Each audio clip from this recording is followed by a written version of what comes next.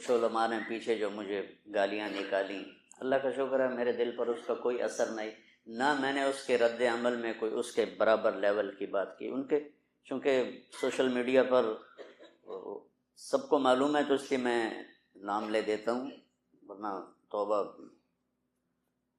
مجھے تبلیغ والوں نے اس سے زیادہ ستایا، میں نے کبھی کسی کا نام آپ سے لی، چونکہ وہ نیچے والی آپس کی بات. اب یہ سوشل میڈیا پر منظور مینگل صاحب بد اخلاقی کا مظاہرہ کر رہے ہیں، تو اللہ کا شکر ہے میرے دل میں رد عمل میں ایک رتی چھوڑ، ایک حبۃ و خردل کا 1000واں حصہ بھی میرے دل میں کوئی رد عمل، بلکہ ان کی عزت ہے کہ اہل علم ہے. واللہ میں آپ کو قسم اٹھا کے کہہ رہا ہوں. پھر انہوں نے وہ یوسف علیہ السلام والی بات کو عنوان بنا کر جو میری کلاس لی کہ اس نے گستاخی کی ہے اور یہ علل اعلان ہمارے پاس آ کے توبہ کرے. سہون کوئی نکل جاتی ہے بات، اس کو گستاخی نہیں کہتے. اصل میں نے روایت تو صحیح بیان کی جو قرطبی میں بھی ہے، رازی میں بھی ہے، کہ آپ کو گدھے پہ سوار کرایا گیا اور شہر میں پھرایا گیا اور کہا گیا ھذا جزاء من خان سیدہ. آپ پڑھ لیں سارے اس میں. ٹھیک ہے، تفسیری روایات اس درجے کی نہیں ہوتی، لیکن اگر رازی قبول کر رہے ہیں، قرطبی قبول کر رہے ہیں، تو میں کیڑی شیاں. تو اس میں نے سہون یاد نہیں رہا، میں نے کہہ دیا چہرے کو سیاہ کیا گیا. تو اب اس کی ظنوا بالمؤمنین خیرا کتنی بڑی حدیث. اجتنبوا کثیرا من الظن ان بعض الظن اثم.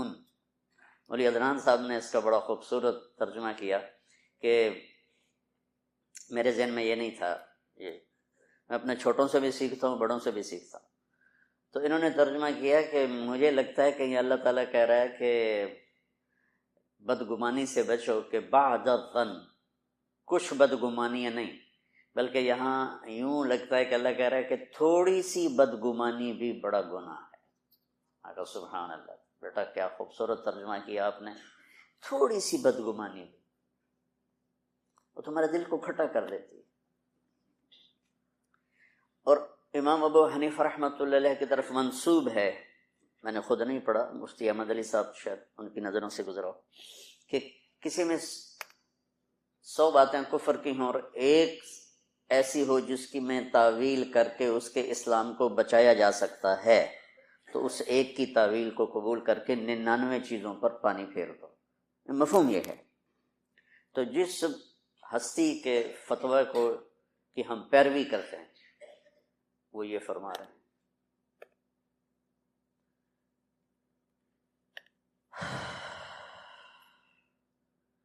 غلطی سے نکل گیا ایک جملہ تو کافر ہو گیا ہے، توبہ کرے، نکاح ٹوٹ گیا ہے. کیا عجیب بات ہے. تو جنید جمشید رحمۃ اللہ علیہ کے منہ سے گستاخی کہتے ہیں عمدن کوئی بات کی جائے، قصدن. سہون جو بات ہوتی ہے، آپ نے وہ مشہور حدیث نہیں سنی کہ اللہ بندے کی توبہ پر ایسے خوش ہوتا ہے جیسے کسی کی صحرا میں اونٹنی گم ہو جائے اور وہ موت کے لیے زمین پر پڑ جائے اور تھوڑی دیر کے بعد آہٹ پہ اٹھے تو اونٹنی کھڑی ہو، تو وہ اپنی خوشی میں ایسا مست ہو کہ واہ واہ مولا میں تیرا رب اور تو میرا بندہ. سنی حدیث، پڑھی بھی ہوگی.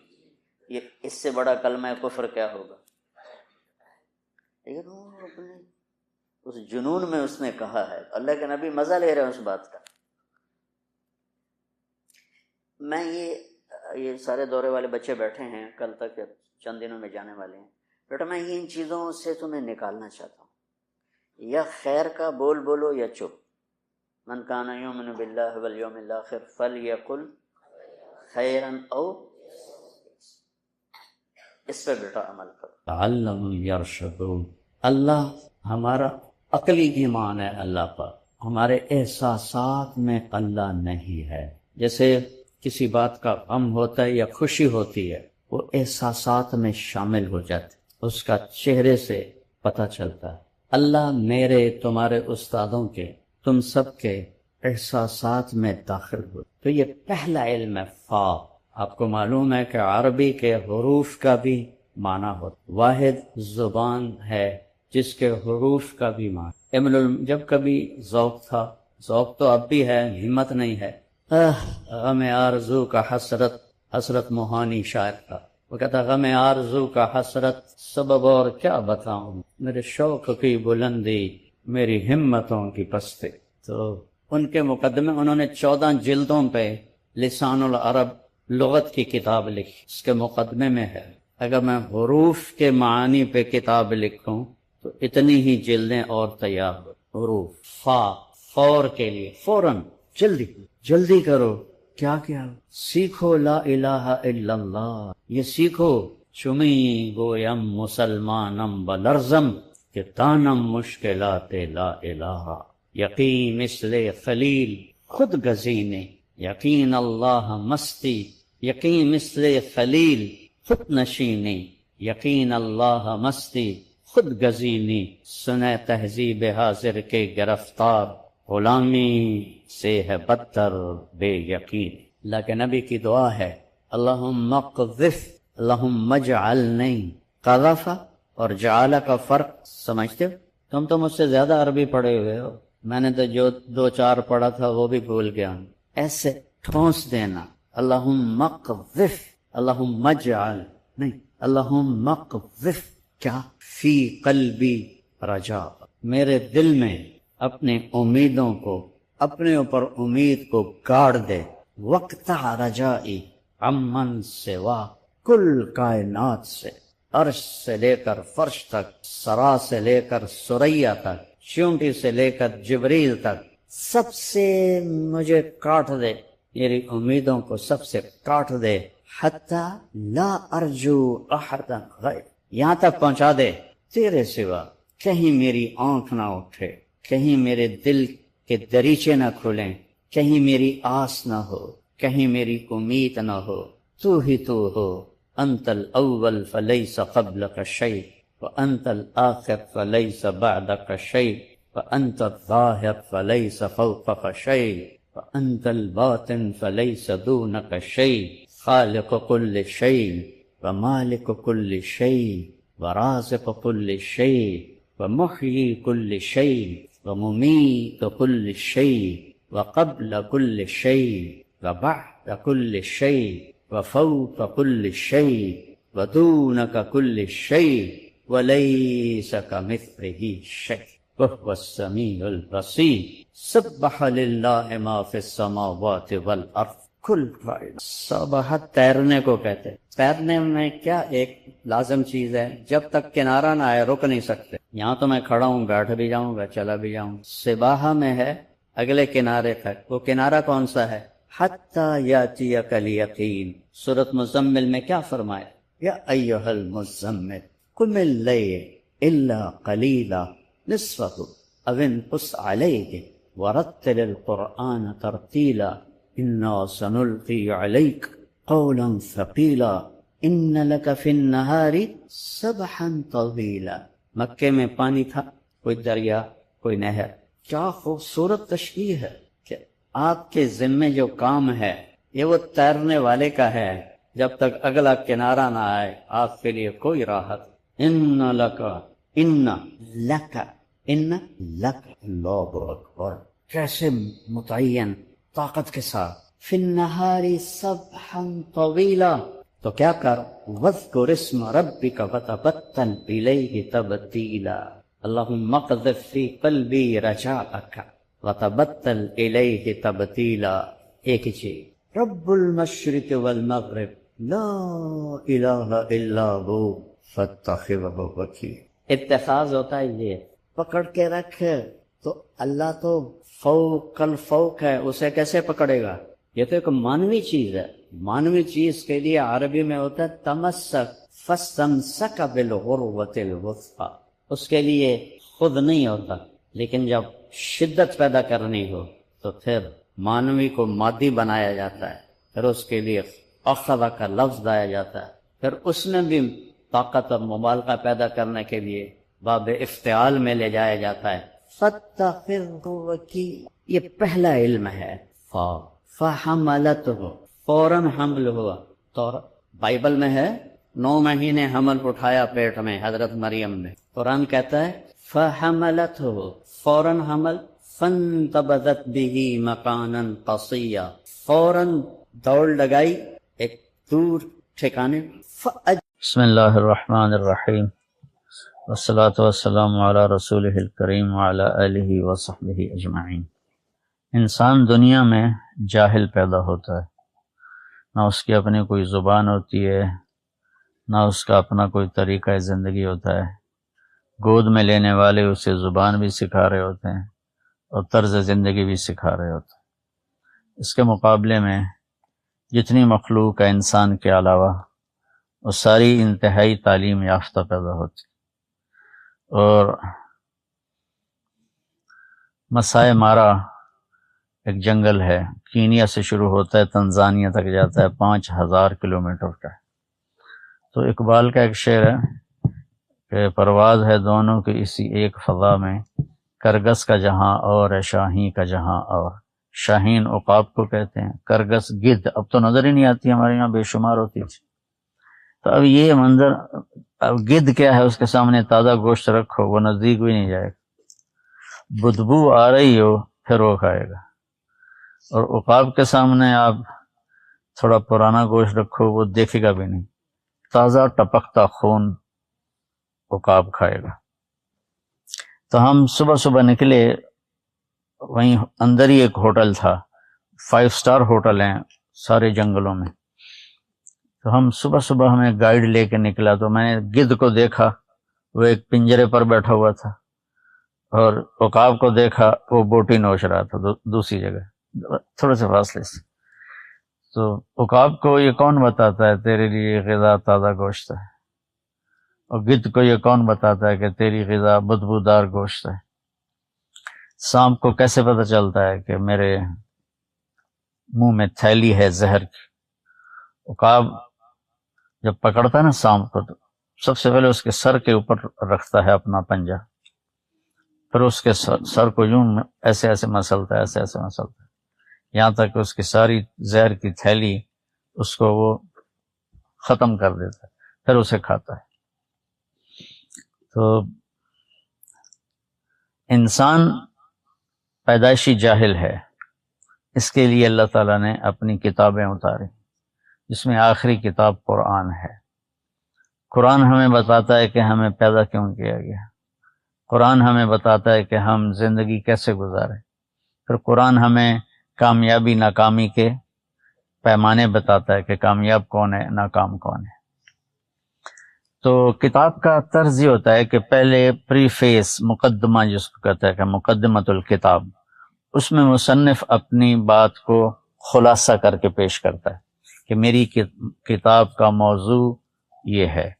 وہ سورۃ فاتحہ ہے جو مقدمۃ الکتاب ہے، پیش لفظ، پری فیس، وہ سورۃ الفاتحہ ہے.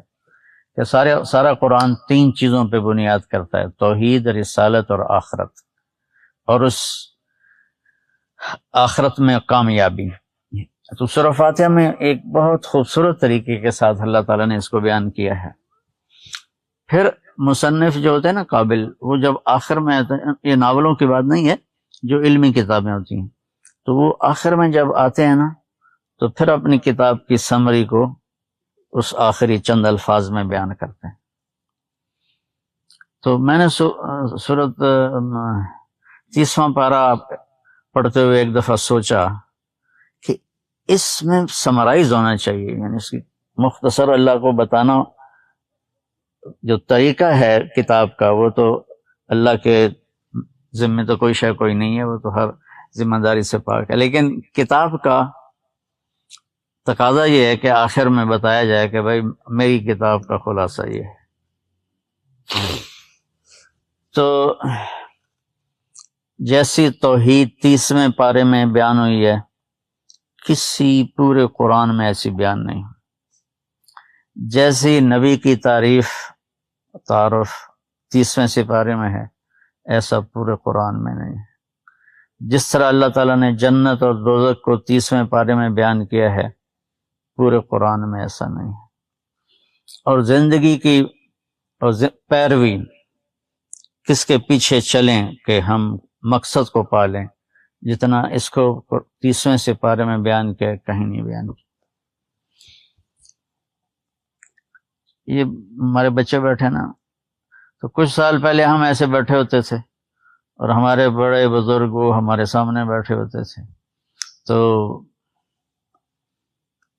اب ہم پیچھے ہوتے جا رہے ہیں۔ اللہ ان کی زندگیوں میں برکت دے، عمر میں اضافہ کرے، یہ آگے آ رہے ہیں۔ توحید، لا الہ الا اللہ، یہ جیسے اللہ تعالیٰ نے 30ویں پارے میں بیان کیا ہے، پورے قرآن میں اس طرح اللہ بیان نہیں ہوا۔ قل هو اللہ احد، قل هو اللہ احد، ہوا پھر اللہ پھر احد۔ اچھا، یہ صورت آئی کیسے تھی کہ قریش کہنے لگے ہمیں تو اپنے باپ دادے کے نام یاد ہیں، تو بھی اپنے رب کا کوئی نسب نامہ سنا، کوئی خاندان بتا کہ تیرے رب کا کیا خاندان ہے۔ تو اس پہ جبریل آئے یہ صورت لے کر کے قل، کہیے۔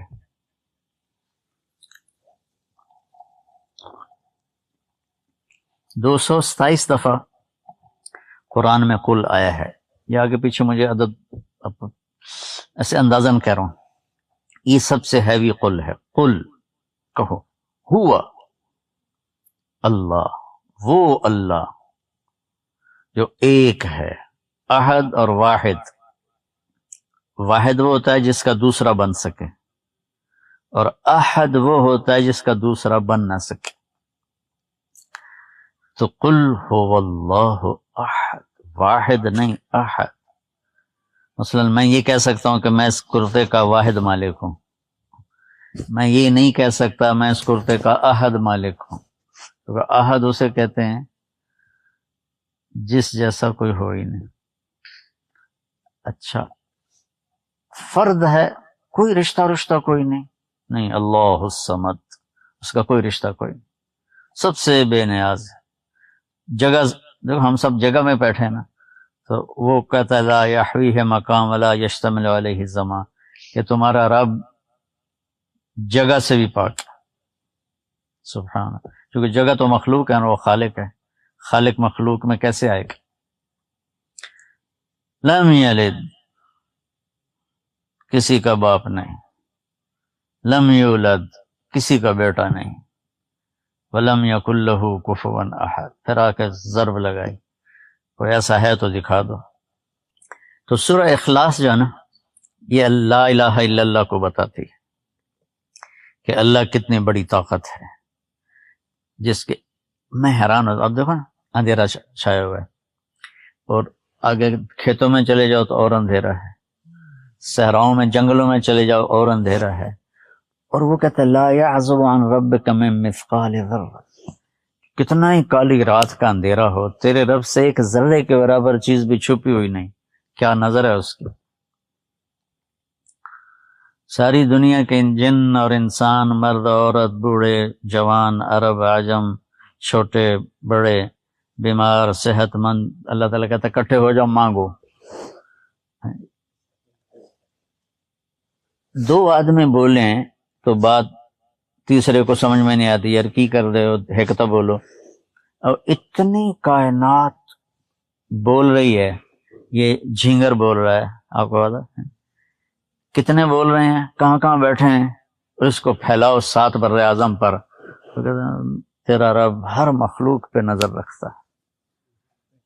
قل هو اللہ احد۔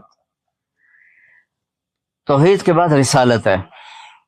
اللہ نے پورے قرآن میں اپنے نبی کا بیان کیا ہے، آمنوا باللہ ورسولہ،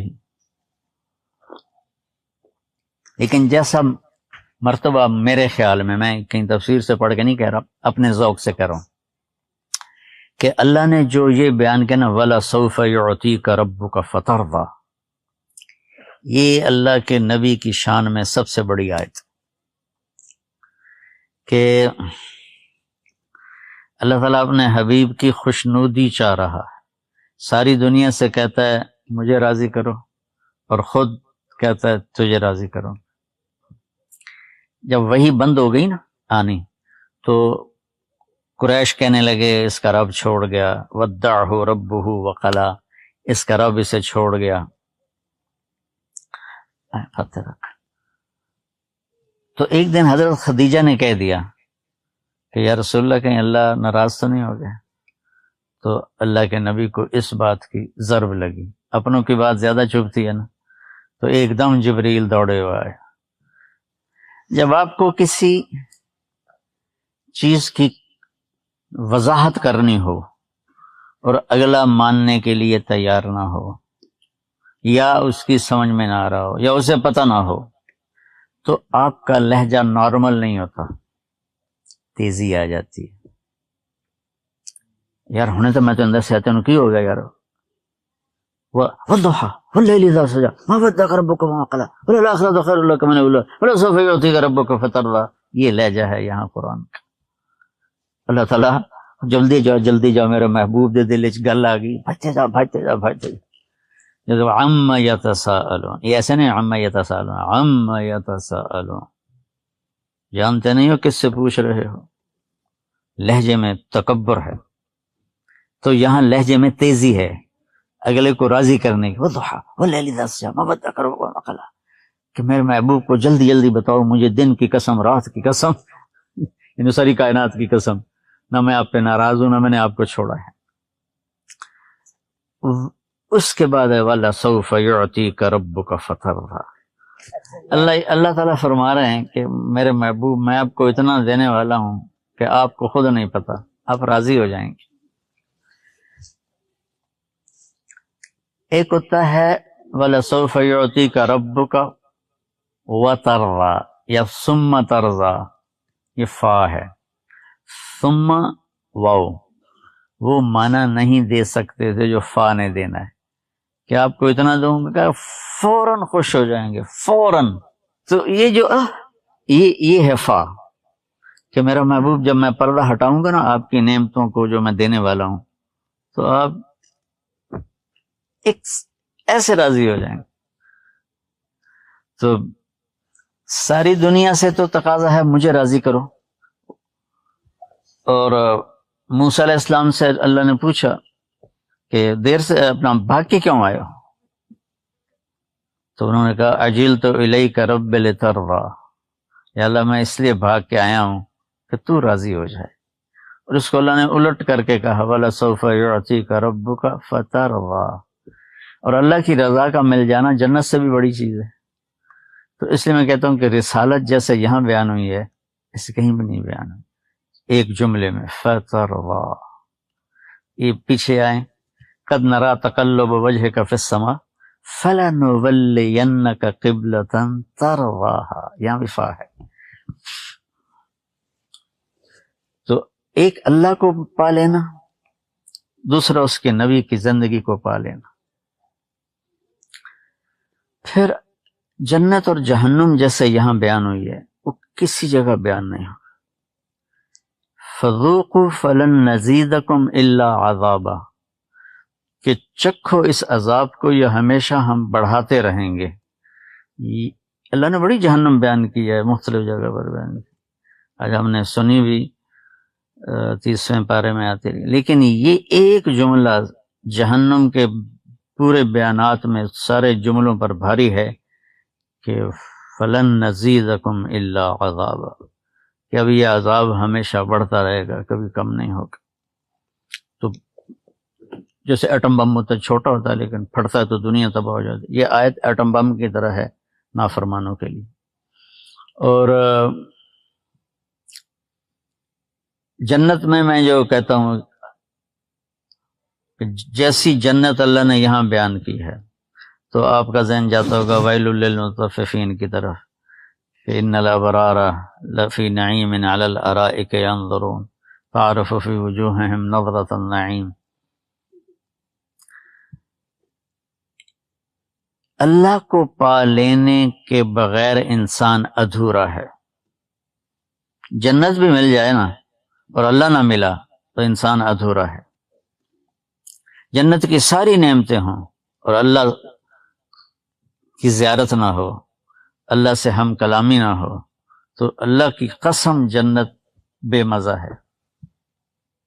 اس لیے جب انسان کی تکمیل ہے اللہ کو دیکھنا، ساری نعمتیں ہوں لیکن اللہ سامنے نہ ہو، ساری نعمتیں ہیج ہو جائیں گی۔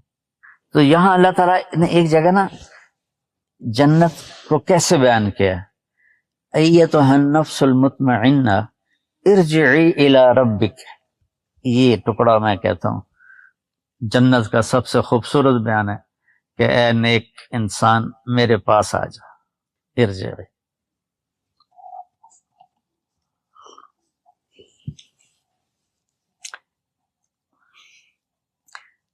ارجعی میں انتظار کا معنی پایا جاتا ہے، کب لوٹو گے، کب واپس آؤ گے، آپ لاہور جا رہے ہو، کب واپس آؤ گے، یہ انتظار کا معنی ہے۔ تو اللہ نے یہاں لفظ استعمال کیا کہ اے میرے نیک بندے لوٹ کے آ جا، رجا لوٹ گانے کہتے ہیں، لوٹ کے آ جا۔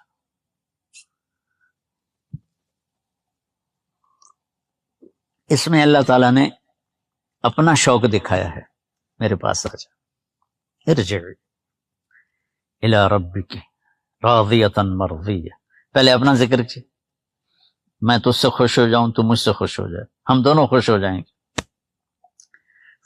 پھر اس کے بعد کہا فادخلی فی عبادی وادخلی جنت، کہ جنت سے بڑھ کر ہے میرا مل جانا، اور اس کے بعد جنت سے بڑھ کر ہے میرے نبیوں کا تجھے پڑوس مل جانا، اور میرے محبوب کا پڑوس تجھے مل جانا، اور پھر آخر میں چلو آ جاؤ جنت میں بھی آ جاؤ۔ تو جیسے یہاں جنت بیان ہوئی کہ اللہ کو پا لینا، اس کے بغیر تو معتزلہ ہے نا کہ اللہ کا دیدار نہیں ہوگا۔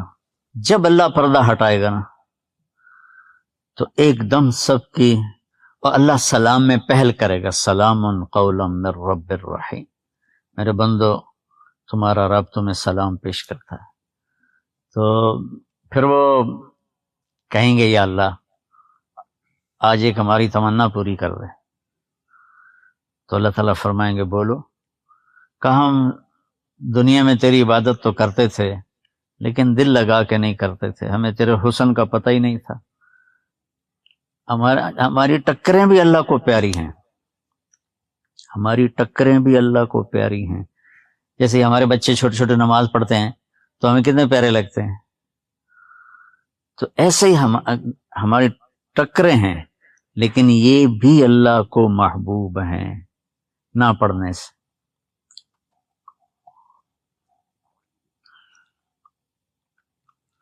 تو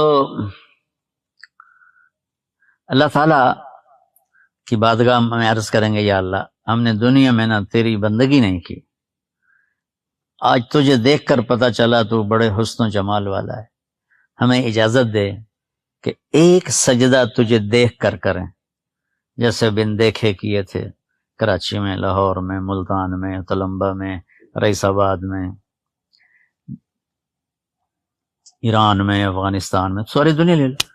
تو اللہ تعالیٰ کیا کہیں گے، اللہ کہیں گے میرے بندو اب نا رینک چینج ہو گیا ہے، تو اللہ کہیں گے میں آج اپنی زبان میں اللہ کی بات بتا رہا ہوں، ایسے تو وہی ایسے، اللہ تعالیٰ کہیں گے رینک چینج ہو گیا ہے، دنیا میں تم میرے بندے تھے، میں تمہارا رب تھا، تو مجھے سجدہ کرنا تمہارے ذمہ تھا، اب یہاں تم میرے مہمان ہو اور میں تمہارا میزبان ہوں، اب میں مہمان سے کامل ہوں، یہ میری غیرت کے خلاف، لہٰذا بس جاؤ موجاں کرو۔ دیکھو یہ چند دن کی زندگی ہے، مر جانا ہے، یہ نماز ہمیں جنت میں نہیں ملے گی، روزہ ہمیں جنت میں نہیں ملے گا، تلاوت ہمیں جنت میں نہیں ملے گی، اللہ کے سامنے سجدوں میں پڑ جانا یہ ہمیں جنت میں نہیں ملے گا، وہاں تو پھر اپنے نفس کی خواہشوں کو پورا کرنا ہے، کلوا واشربوا ہنیئا بما اسلفتم فی الایام الخالیہ۔ تو ان دنوں کو اللہ نے نماز ایک ایسی چیز بنائی ہے جس کے لیے سارے کام چھڑوا دیے، روزہ رکھو سارے کام کرو، حج کرو جاؤ بازار سے خرید و فروخت کرو، یشہدوا منافع لہم، زکوٰۃ 2 منٹ کا کام ہے، صرف نماز ایسی ہے جس میں لے کہتا ہے کٹ جاؤ آ جاؤ، اللہ اکبر، اب میں تجھے یاد آ رہا ہوں تو بھی میں خوش ہوں تیرے اوپر، نہیں آ رہا تو بھی میں خوش ہوں تیرے اوپر، تو اللہ